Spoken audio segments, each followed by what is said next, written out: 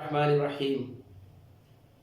جن لوگوں کو اللہ سبحانہ و تعالیٰ نے اس سال حج کے لیے قبولیت دی ہے، یعنی انہوں نے سفر حج کی تیاریاں شروع کر دی ہیں، انہیں اللہ تبارک تعالیٰ اپنے ارادوں میں کامیاب کرے اور حج کرنے کی توفیق دیں۔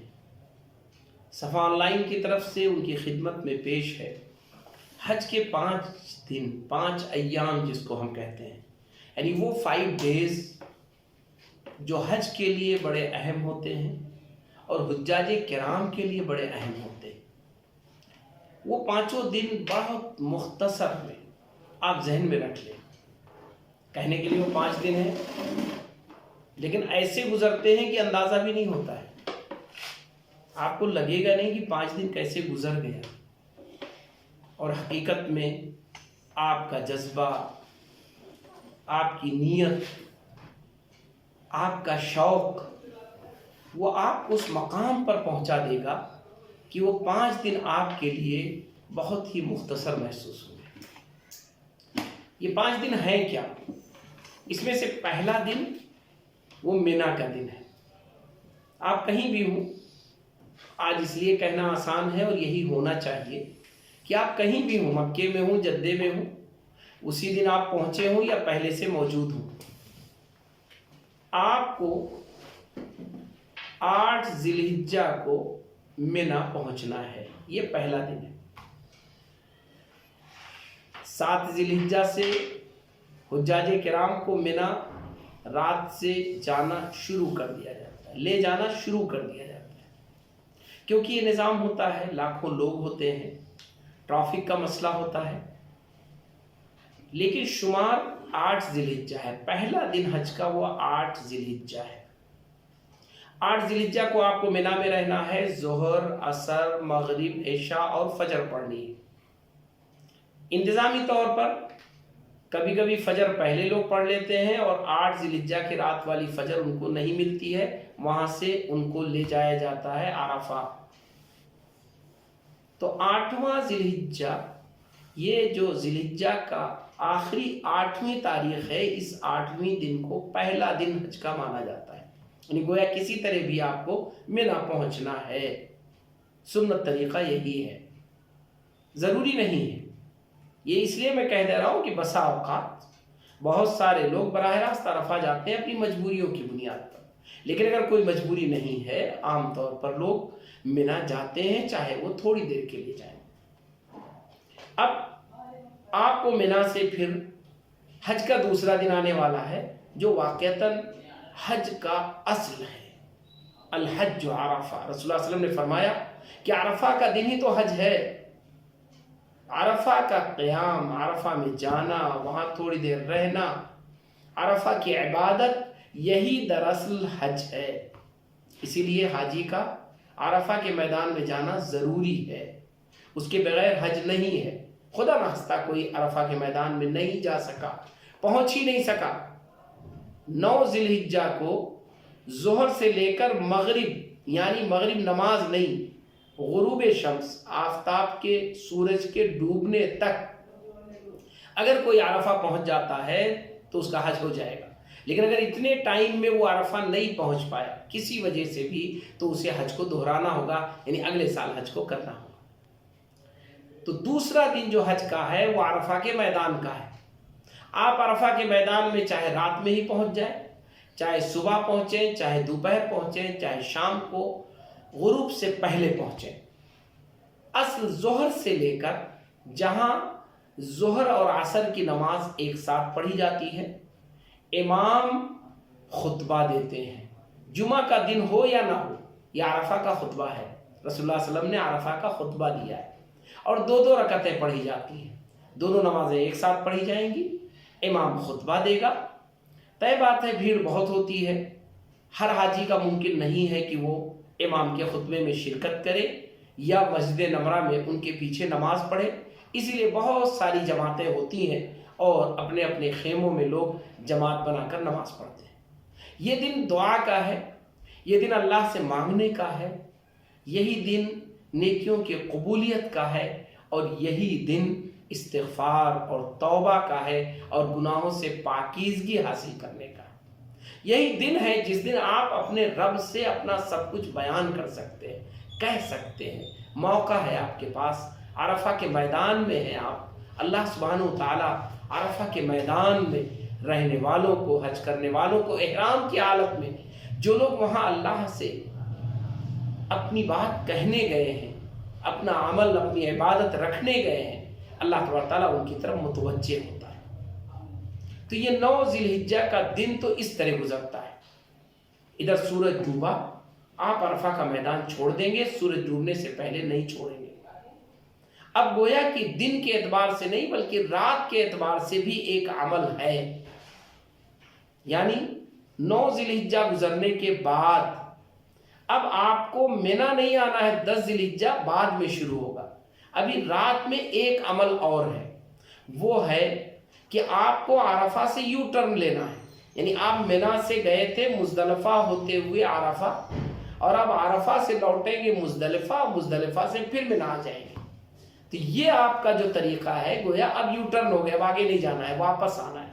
لیکن واپس آ کے مینا نہیں آنا ہے, بیچ میں آپ کو مزدلفہ میں رات کا قیام کرنا ہے. آپ جب پہنچے مزدلفہ, پہلے پہنچے, بعد میں پہنچے, رات کے کسی حصے میں پہنچے, جہاں جگہ مل جائے, جیسی جگہ مل جائے, کھلا میدان ہے, آپ بس وہاں پر چٹائی ڈالیں اور مغرب اور عشاء کی نماز آپ ساتھ میں پڑھ لیں. مغرب اور عشاء کی نماز, مغرب کی 3 رکعتیں اور عشاء کی 2 رکعتیں, یہ آپ کو پڑھنی ہے. نبی کریم صلی اللہ علیہ وسلم سے مزدلفہ کے میدان میں الگ سے کوئی نوافل چیزیں نہیں نقل ہیں. البتہ رسول اللہ صلی اللہ علیہ وسلم تہجد ہمیشہ پڑھتے تھے, اس کی ممانعت نہیں ہے رسول اللہ صلی اللہ علیہ وسلم کے اپنی زندگی میں. لیکن عام طور پر وہاں پر انسان اتنا تھکا ہوا ہوتا ہے, اپنی تسبیحات اور چیزوں میں لگا ہوتا ہے, اور فجر کی نماز پڑھ کر پھر وہاں سے انسان کو روانہ ہونا ہے اور مینا آ جانا ہے. اب حج کا 3را دن شروع ہوا, عمل کے اعتبار سے 4تھا عمل ہو گیا, لیکن ہے یہ 3را دن.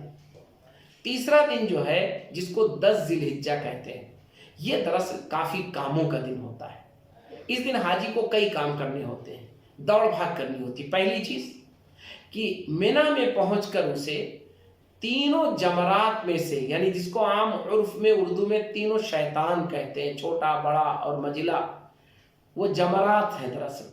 یعنی 3 پہاڑ, 3 پتھر کے بنے ہوئے کھمبے ہیں.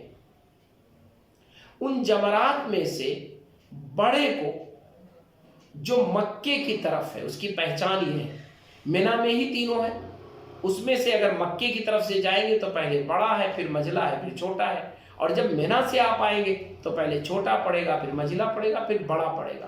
تو وہ مکے کی طرف جو ہے اس کو جا کے آپ کو کنکری مارنی.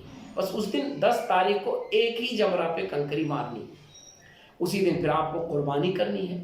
قربانی کے معاملے میں عام طور پر لوگ پیسہ جمع کر دیتے ہیں, ان کی ٹائمنگ ہوتی ہے, ان کی قربانی اس لحاظ سے ہو جایا کرتی ہے. تو قربانی سے تو عام طور پر لوگ چھٹی پا جاتے ہیں. جو لوگ کرنا چاہیں وہ وہاں میدان ہے, جا کر کے کر سکتے ہیں. اس کے بعد انہیں اپنا حلق کروانا ہے, بال اتروانے ہیں یا کٹوانے ہیں پورے, اور پھر اپنے احرام کو اتار دینا ہے. یہ ایک لحاظ سے گویا کہ احرام سے آزادی ہو گئی, لیکن پابندیاں بھی ہیں. بحیثیت حاجی کے ابھی آپ پر پابندیاں ہیں کچھ. اب آپ کو اپنے عام کپڑے پہن لینے ہیں, اور پھر آپ کو اسی دن نکل کر جانا ہے. کوشش کرنی چاہیے, ممکن ہو, ضروری نہیں ہے, لیکن افضل ہے کہ آپ جا کر کے 10 تاریخ کو یعنی حج کے 3رے دن آپ جا کر کے طواف افاضہ کر لیں. یہ وہ طواف ہے جو ضروری ہے آپ کے لیے. یعنی اگر دیکھا جائے تو عرفہ کے میدان میں آپ ٹھہرے تھے, وہ تو حج کا رکن ہے. آپ رات میں آئے تھے, مزدلفہ ٹھہرے تھے. مینا میں آئے تھے, اس سے پہلے ایک دن رکے تھے 8 تاریخ کو جو پہلا دن تھا حج کا, تو آپ نے صرف نمازیں پڑھی, ٹھہرے آپ, گویا کہ وہ آپ کا اسٹے تھا. لیکن آج کے دن مینا میں آپ نے کنکری ماری, ایک عمل.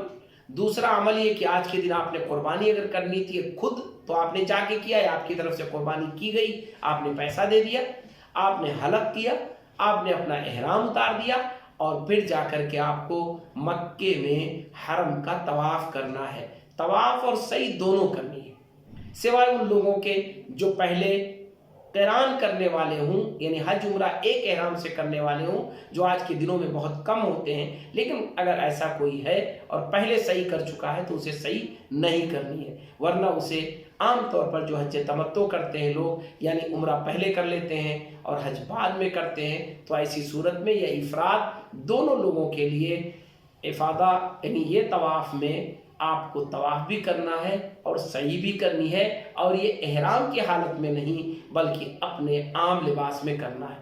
یہی وہ موقع ہے جہاں صحیح ایک سویلین ڈریس میں کیا جاتا ہے، ورنہ صحیح احرام کی حالت میں ہی کیا جاتا ہے، وہ چاہے عمرے میں آپ کریں۔ طواف تو آپ کبھی بھی کسی بھی لباس میں کر سکتے، لیکن صحیح کے لیے آپ کو عمرے میں ہے کہ آپ صحیح کریں گے احرام کی حالت میں، حج میں آپ گئے تھے تو آپ نے احرام کی حالت میں کیا، لیکن یہاں پر یہ ہے کہ نہیں، صحیح تو کریں گے لیکن سویلین ڈریس میں کریں گے۔ اب گویا کہ یہ آپ کا تیسرا دن ختم ہو گیا، رات میں واپسی آپ کو منی کر لینی ہے۔ دیر ہو گئی آپ کو، طواف کیا آپ نے، تاخیر ہو گئی، کوئی مسئلہ نہیں، آپ اپنے کمرے چلے گئے، تھوڑی دیر آرام بھی کر لیا آپ نے، کپڑے چینج کر لیے، کوئی سامان لے لیا، مکے میں رہے، کھائے پیے، کوئی چیز ممانعت نہیں ہے۔ حج کے دنوں بہت سارے لوگ سوچتے ہیں کیا کھائیں کیا کریں، کھائیے پیجیے، آپ کے لیے کوئی ممانعت نہیں، یہ روزے کے ایام نہیں ہے، بس یہ ہے کہ آپ اس کا خیال رکھیں، بھیڑ بھاڑ کا وقت ہے تو اپنے اسی چیز کو کھائیں جو آپ کو سوٹ کرے اور جو آپ کے لیے زحمت نہ بنے۔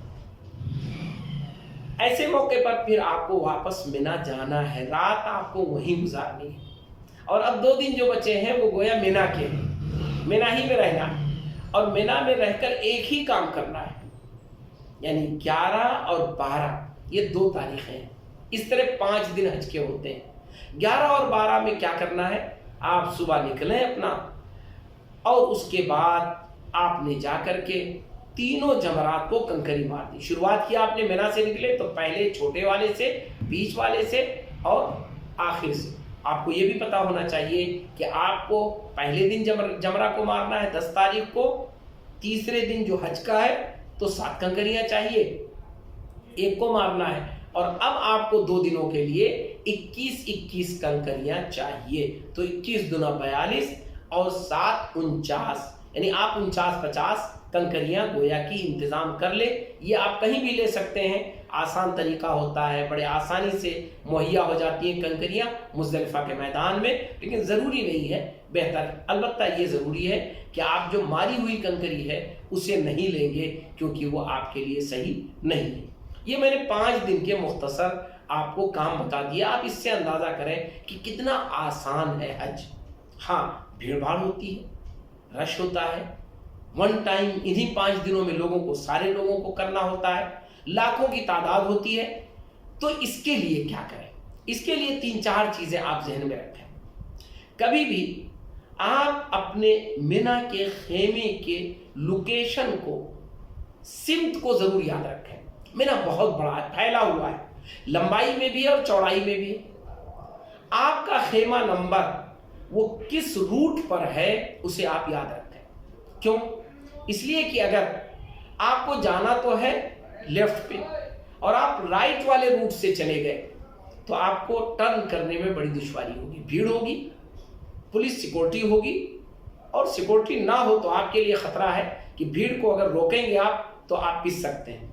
تو اس لیے سب سے بڑی ذمہ داری ہے آپ کی کہ بھیڑ بھاڑ میں جو طریقہ کار ہونا چاہیے کہ اچھے انسان کا، سمجھدار انسان کا، کہ اپنی جگہ تک پہنچنے کا جو سیدھا اور آسان راستہ ہے بغیر کسی ڈسٹربنس کے وہ اپنائیں، یعنی اپنے مقام کی، چاہے وہ عرفہ میں ہو چاہے مزدلفہ میں جہاں ٹھہرے وہاں زیادہ دیر رہتے نہیں ہیں، لیکن منی دراصل وہاں پر آپ کو ان 5 دنوں میں سے 3 دن رہنا ہوتا ہے، تو منی کے خیمے کا سمت ضرور یاد رکھیں۔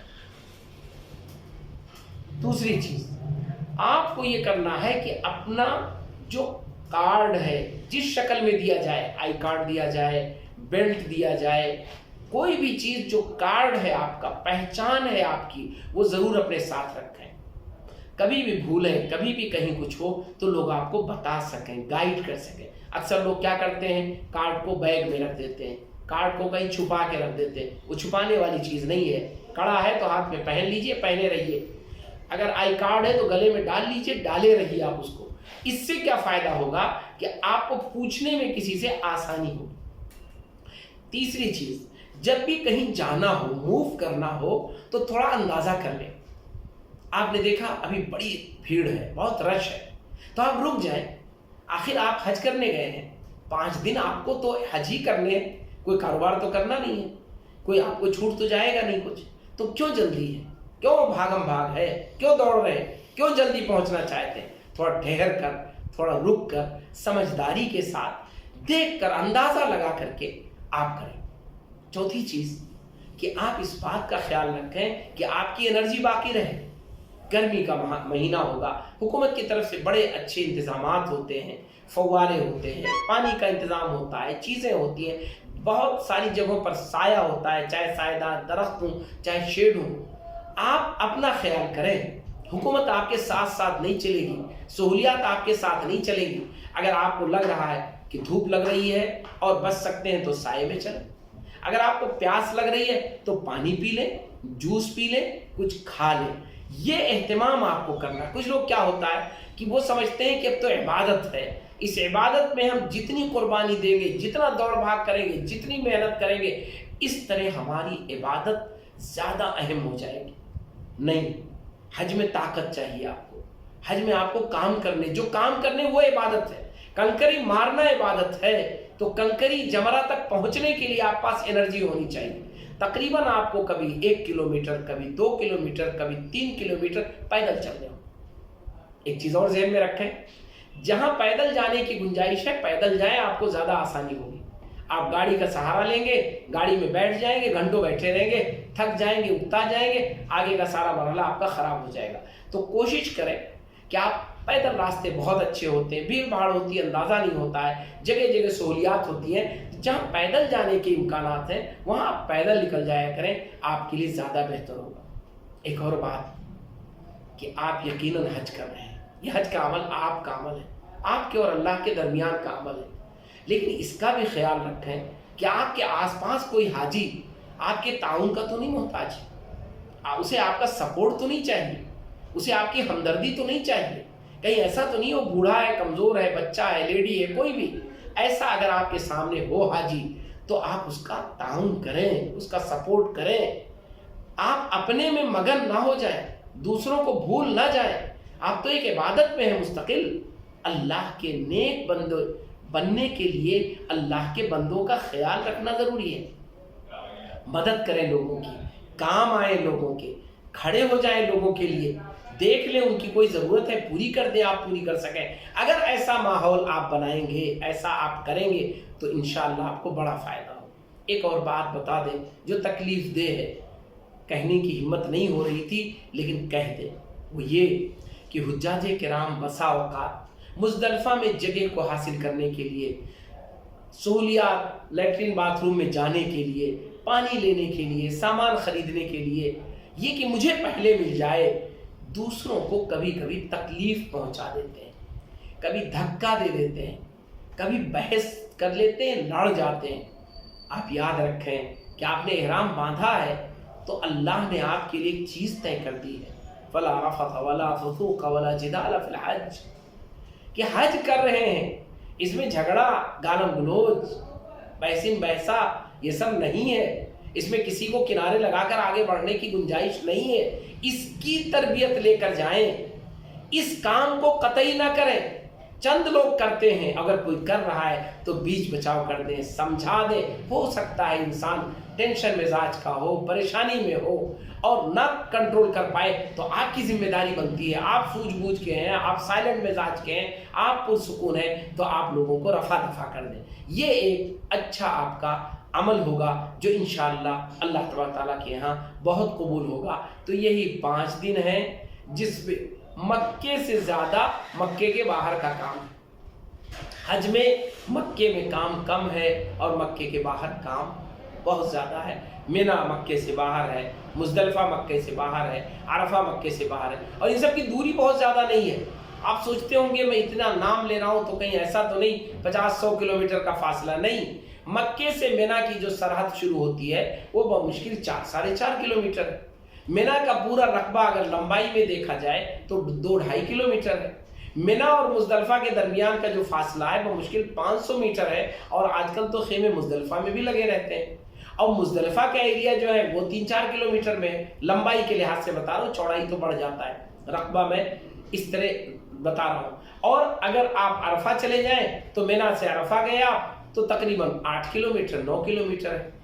तो आप देखें कि कहीं भी आपको आखिरी जो आपकी दूरी है वो 8-9 किलोमीटर है, उससे ज़्यादा आपको नहीं आना जाना है। तो क्यों घबरा रहे हैं, क्यों आप जल्दी कर रहे हैं, क्यों दूसरे को धक्का दे रहे हैं, क्यों दूसरे से पहले पहुंचना चाहते हैं। 2 किलोमीटर 4 किलोमीटर 5 किलोमीटर 8 किलोमीटर अगर आप थोड़ा ठहर कर भी तय करेंगे तो 2 घंटे 1 घंटे 4 घंटे में तय कर लेंगे।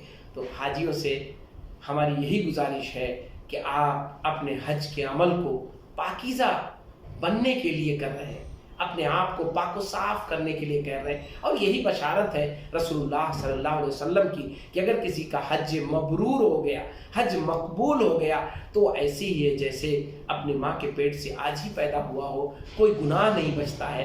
तो आप हज के दौरान कोई गुनाह करने की कोशिश ना करें।